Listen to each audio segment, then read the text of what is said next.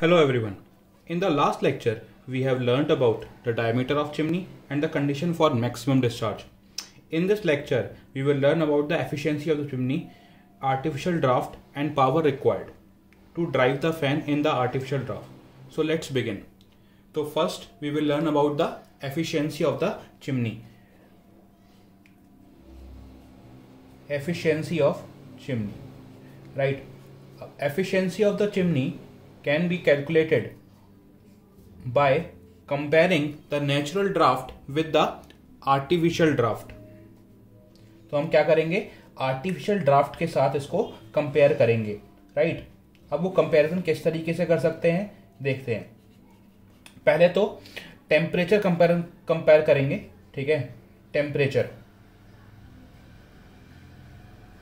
Let's say कि Tg is the temperature of the hot flue gases, ठीक है, in natural draft.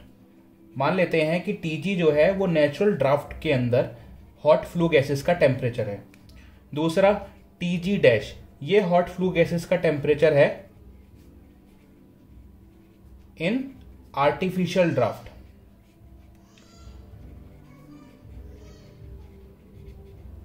Right. तो हम ये कह सकते हैं यहां पे कंपैरिजन करते समय कि Tg जो होगा वो ज्यादा होगा Tg डैश से. As in natural draught certain minimum amount of temperature is required for maintaining the density difference and the required pressure difference. तो Tg जो होगा वो Tg डैश से ज्यादा ही होगा. ठीक है. और अदर रीजन ऑल्सो कि आर्टिफिशियल ड्राफ्ट के अंदर ब्लोअर्स एंड फैंस का यूज करते हैं तो हमें इतना टेम्परेचर की जरूरत वहां पे नहीं पड़ती. ठीक है. राइट. दूसरा हम जो कंपैरिजन करेंगे वो करेंगे एनर्जी के साथ. Now as temperature is more in the natural draught, तो यहाँ पे एनर्जी भी ज्यादा होती है हॉट फ्लू गैसेस के पास, और जो कि लॉस हो जाती है एटमॉस्फेयर में, क्योंकि हॉट फ्लू गैसेस डिस्चार्ज हो रही होती हैं एटमॉस्फेयर में, तो वो एनर्जी लॉस हो जाती है जिसे हम यूटिलाइज कर सकते थे for in economiser, in super heater और एयर प्रीहीटर या किसी भी हमारे बॉयलर एसेसरीज में. राइट. अब तो दूसरा की एनर्जी भी जो हमारे पास नेचुरल ड्राफ्ट में होती है वो ज्यादा होती है. ठीक है, in comparison to energy in the artificial draught. Right. अब ये एनर्जी जो ज्यादा होती है, ठीक है, हम इसी को कंपैरिजन करेंगे for finding out the efficiency of the chimney. ठीक है. मान लेते हैं कि हमारे पास H dash is the draught in terms of the hot flue gases. ठीक है, जो कि आर्टिफिशियल ड्राफ्ट है, जो कि एक आर्टिफिशियल ड्राफ्ट है. राइट. अब मान लेते हैं कि इतना ही ड्राफ्ट हमें नेचुरली क्रिएट कराना पड़ा. तो लेट्स से कि H dash again is the natural draught. Right. Now equivalent to the artificial draught. ये उतना ही है जितना आर्टिफिशियली हमने ड्राफ्ट मिला था. ठीक है, in terms of hot flue gases हमने नेचुरली क्रिएट कराया अब इसको. ठीक है. राइट. तो what is the energy associated with this natural draught. तो एनर्जी कितनी होगी इसके साथ, GH डैश. ठीक है. पर यूनिट मास ये हमारे पास एनर्जी होगी. तो this is the maximum energy. This is the maximum energy that is the having with the dry flue gases are having when we are comparing natural draft with the artificial draft. ठीक है. अब क्योंकि हमने बात करी थी कि जब Tg नेचुरल ड्राफ्ट के अंदर टेम्परेचर ज्यादा होता है तो एनर्जी भी ज्यादा होती है. तो वो एक्स्ट्रा एनर्जी कितनी होती है तो उसको देख लेते हैं. ठीक है. तो एक्स्ट्रा एनर्जी कितनी होती है. Extra energy is nothing but CPG, that is the specific heat of the hot flue gases into the difference in the temperature, Tg minus Tg dash. तो ये भी पर यूनिट मास हमारे पास extra energy आ गई है जो कि hot flue gases के पास है. तो इस मैक्सिमम एनर्जी और इस एक्स्ट्रा एनर्जी का रेशो ही एफिशिएंसी ऑफ द चिमनी कहलाता है। Then what is the efficiency of chimney? The efficiency of the chimney is nothing but the maximum energy that is taken by the hot flue gases equivalent to the artificial draft। Artificial के equivalent अगर हमारे पास natural draft होगा तो उसमें कितनी energy होगी maximum, ठीक है, वो अपॉन द एक्स्ट्रा एनर्जी, ठीक है, that is carried by hot flue gases in comparison to the artificial draft, right? तो ये रेशियो हमारे पास क्या कहलाता है? Efficiency of chimney. तो अब इसका एक्सप्रेशन, मैथमेटिकल एक्सप्रेशन किस तरीके से हम फाउंड कर सकते हैं? तो what is the maximum energy taken by the hot flue gases is GH, ठीक है। तो gravity, acceleration due to gravity into the draught in metres, ठीक है ना। तो इन दोनों का प्रोडक्ट हमारे पास पर यूनिट मास एक मैक्सिमम एनर्जी दे देगा, प्रेशर एनर्जी दे देगा, ठीक है। तो हम इसको अब निकाल लेते हैं। Efficiency of chimney is GH dash upon CPG TG minus TG dash. ये हमारे पास मैथमेटिकल एक्सप्रेशन हो गया। H डैश की वैल्यू हमने जब हाइट ऑफ द चिमनी निकाली थी तब भी हमने कैलकुलेट करी थी, तो हम इसको यहाँ पे वो वाली वैल्यू भी रख सकते हैं। G is equal two into M over M+1 TG over TA minus 1 over CPG TG minus T dash। So this is the final expression for the efficiency of chimney, right?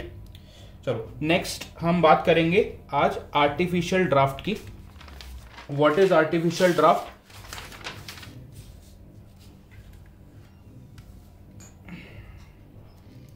तो artificial draft is, ये हमने पहले भी एक बार discuss करा है। Artificial draft is the draft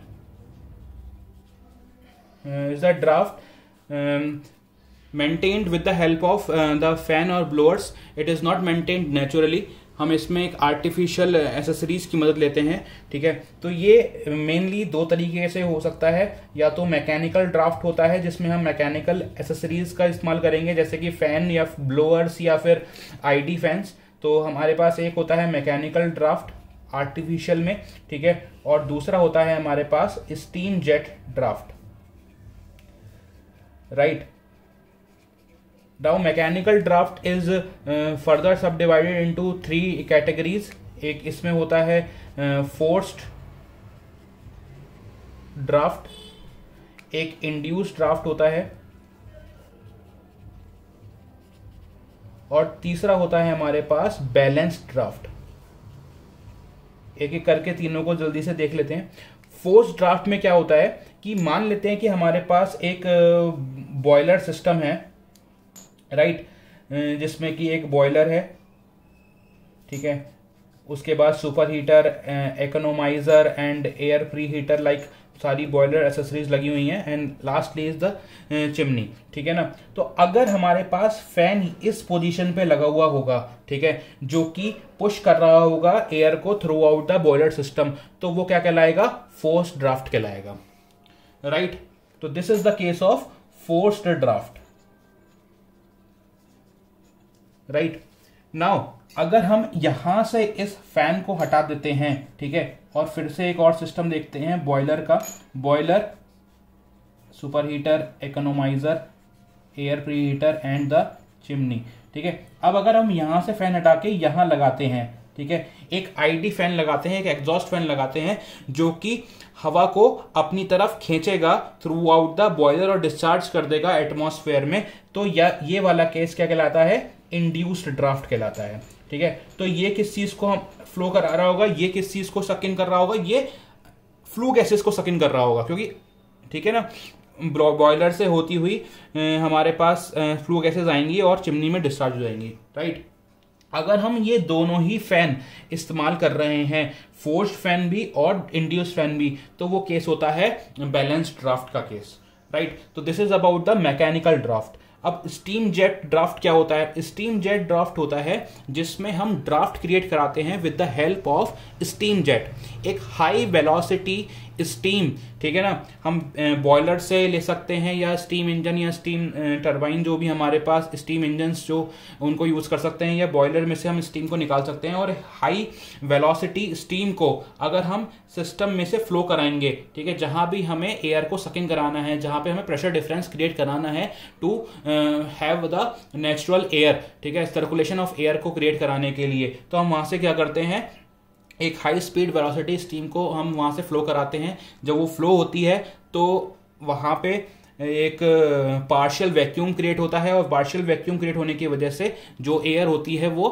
वहां पे सकिन हो जाती है और सर्कुलेट होना शुरू हो जाती है। तो this is how steam jet draft works, ठीक है ना। तो ये ज़्यादा छोटे प्लांट्स में ज़्यादा इस्तेमाल होता है, ठीक है, और हम लो इकोनॉमिकल होता है, ठीक है ना।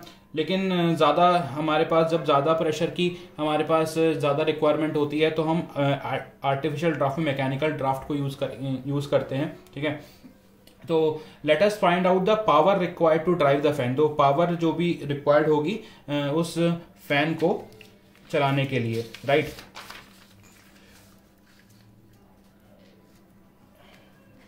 तो we will find now power required to drive the fan, ठीक है। हमें क्या निकालना है? Power required to drive the fan चाहिए। अब ये फैन जो है वो कर क्या रहा है? प्रेशर डिफरेंस क्रिएट कर रहा है, ठीक है। तो let say that delta P is the pressure difference, ठीक है, कॉज्ड बाय द फैन, ठीक है, जो कि फैन ने प्रोड्यूस करा है, ठीक है, वो प्रेशर डिफरेंस कौन का है। और इसको उस प्रेशर डिफरेंस को क्रिएट करने कितना वॉल्यूम हैंडल करना पड़ रहा है? से this V is the volume handled, ठीक है। तो ये वॉल्यूम फ्लो रेट हो गया हमारा, ठीक है, चाहे वो एयर का हो या फिर हॉट फ्लू गैसेस का हो गया, ठीक है। इसकी यूनिट होती है हमारे पास metre cube per hour, right. तो we can say the power required P, the capital P is the power required to drive the fan। वो कितना हो गया? प्रेशर डिफरेंस जो वो क्रिएट कर रहा है इनटू जो वॉल्यूम हैंडल कर रहा है, ठीक है। अगर से कोई भी डिवाइस 100% एफिशिएंट नहीं होती तो if the efficiency is given तो हम क्या कर सकते हैं, तो पावर रिक्वायर्ड उसकी कितनी हो जाएगी? उसी फैक्टर से कम हो जाएगी, divide by the efficiency of the fan, right. तो this is your the power required to drive the fan. अब डेल्टा पी जो हमें एक जनरली गिवन होता है या फिर हम अभी तक देखते हुए आए हैं by while derivation of the height of the chimney, कि हम मीटर्स में लेते हैं वाटर के या हॉट फ्लू गैसेस के, ठीक है। तो let say the delta P is the rho W G and H, here H is in mm, ठीक है। ये हमने कॉलम ऑफ वाटर के टर्म्स में इस डेल्टा पी को डिफरेंस को लिया है, ठीक है। तो हमारे पास ये कितना हो जाएगा? 1000 is the density of water, G is 9.81 and H is your height of the column in millimetre, ठीक है। तो ये हमारे पास कितनी हो जाएगी? 9.81 इंटू 10⁻³ H, राइट। अगर हम यहाँ पे इस हाइट को मीटर्स में लेते हैं तो ये हो जाएगा 9.81 H, ठीक है, where H is in metres, right. तो ये हमारे पास P कितना हो जाएगा? 9.81 H। अब इस डेल्टा P की वैल्यू को हम ऊपर पावर की एक्सप्रेशन में पुट कर देंगे तो ये हो जाएगा 9.81 H into V upon the efficiency of the fan. तो this is the expression for the power required to drive the fan. अब ये तो सिर्फ पावर रिक्वायर्ड हो गई, ठीक है ना, लेकिन ये डिपेंड कर रही है किस पे? वॉल्यूम पे। अब वॉल्यूम क्या होगा? अगर फोर्स्ड ड्राफ्ट का इस्तेमाल कर रहे हैं तो वो किसको हैंडल कर रही होगी, वो एटमॉस्फेरिक एयर को हैंडल कर रही होती है, क्योंकि वो बॉयलर से पहले रखी हुई होती है और एयर को सक कर रहा होता है, ठीक है ना। तो वो एटमॉस्फेरिक एयर को हैंडल करता है। अगर हम इंड्यूस्ड ड्राफ्ट की बात करेंगे तो इंड्यूस्ड ड्राफ्ट लगा हुआ होता है चिमनी से पहले, जहां पे हॉट फ्लू गैसेज आ रही होती हैं, ठीक है। तो वो हॉट फ्लू गैसेस को हैंडल कर रहा होता है। तो ये वॉल्यूम दोनों ही केसेस में अलग होता है। तो हम इसको भी देख लेते हैं कि मान लेते हैं कि हम फोर्स्ड ड्राफ्ट के लिए इस पावर को निकाल रहे हैं, ठीक है, जिसमें कि बॉयलर से पहले फैन लगा हुआ होता है जो कि एटमॉस्फेरिक एयर को हैंडल कर रहा होता है, ठीक है। तो what is the volume, volume is the mass per unit. अगर हम वॉल्यूम के फॉर्मूले को बात करें तो volume is mass divided by the density, right. भाई मास अपॉन वॉल्यूम डेंसिटी होता है, तो volume is mass upon density, ठीक है। इफ वेयर जो हम m है वो कितना होगा, द मास ऑफ एयर पर केजी ऑफ फ्यूल, ठीक है। 1 kg ऑफ फ्यूल के लिए कितनी मास चाहिए होता है एयर का, वो है m, ठीक है। तो m बाई रो। अब रो की हम बात करें तो this rho that we know कि जो डेंसिटी होती है वो टेम्परेचर पर डिपेंड होती है, और एटमॉस्फेरिक एयर की हम बात कर रहे हैं यहाँ पे, क्योंकि फोर्स ड्राफ्ट एटमॉस्फेरिक एयर को लेगा। तो this rho must be at the atmospheric temperature, ठीक है।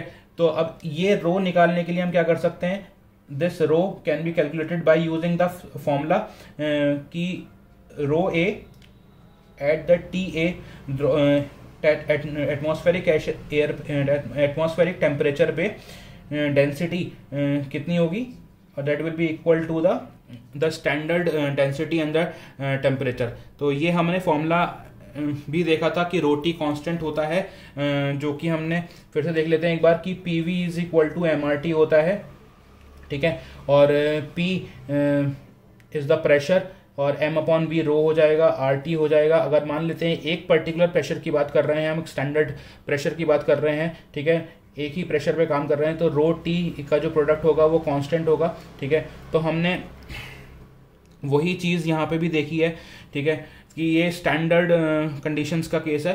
तो रो ए टी ए और रो नॉट टी ए नेट को हम बराबर रख सकते हैं, ठीक है। तो यहाँ से हम इसकी वैल्यू निकालेंगे। तो this rho A will be equal to the rho not T not over T A, ठीक है। तो यहाँ से the standard the density of air जो कि स्टैंडर्ड डेंसिटी होती है वो होती है 1.293, ठीक है ना, एट NTP, और एब्सोल्यूट जीरो टेम्परेचर होता है हमारे पास 273 डिवाइड बाई TA। तो ये कितना हो जाएगा, 353 बाई TA हो जाएगा, ठीक है। ये 1.293 भी हमारे पास PV जो आइडियल गैस इक्वेशन होती है वहीं से आता है, ठीक है। PV is equal to MRT ले लेते हैं, ठीक है। P इज एटमॉस्फेरिक प्रेशर जिसमें 101.325, ठीक है। M बाई V इज रो, ठीक है। R is 0.287 and the temperature is the absolute zero 273। जब हम यहाँ पे रो को कैलकुलेट करेंगे तो ये आ जाएगी 1.293, राइट। तो हमने उसको इस्तेमाल करा है, ये हमारे पास द डेंसिटी ऑफ एयर आ गई है, ठीक है, एट एटमॉस्फेरिक प्रेशर। तो ये हमारे पास वॉल्यूम कितना हो जाएगा, m divided by 353 by TA। तो ये हो जाएगा हमारे पास m into TA by 353, right.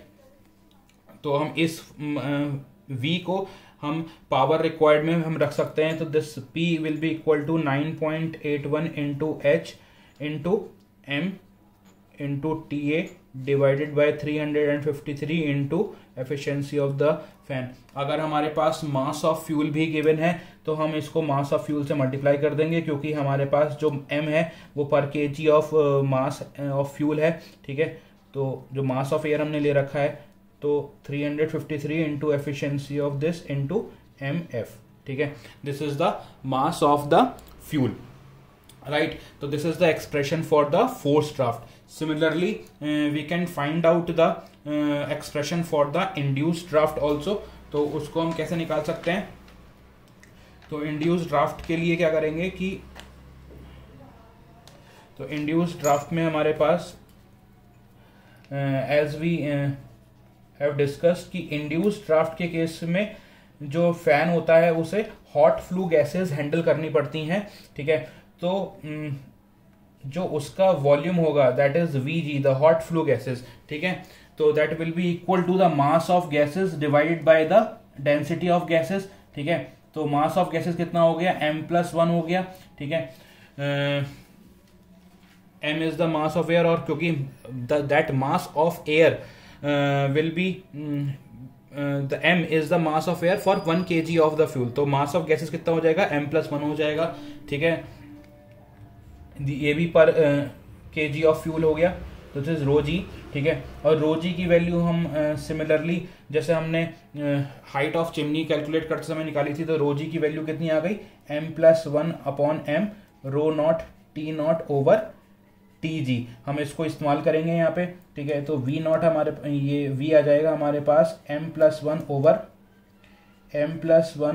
m rho not T not over T G. तो m+1 से m+1 कैंसिल हो जाएगा, तो ये हो जाएगा m into T G by rho not T not, ठीक है। रो नॉट टी नॉट की वैल्यू अभी हमने कैलकुलेट करी थी, दिस इज 353, राइट।